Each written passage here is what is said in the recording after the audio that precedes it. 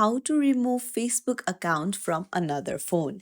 Hey everyone, welcome back to the channel. If you are new here, don't forget to hit the subscribe button and turn on the notification bell to not miss any updates. So, did you log in your Facebook account to someone else's phone but forgot to log out? Then I'll teach you how to do it from your own device. Let's dive right in. Open up your Facebook app, then go to menu on the bottom right corner, then scroll down, tap on settings and privacy, open up settings again, and then go to see more in account center under the meta account center. Now, under account settings, go to password and security, and then under security checks, you'll find where you're logged in.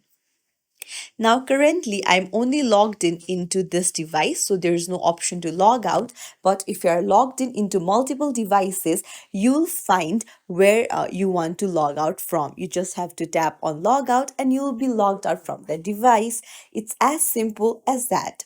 If you found this tutorial helpful, don't forget to like and subscribe to our channel for more tips and tricks. Thank you for watching.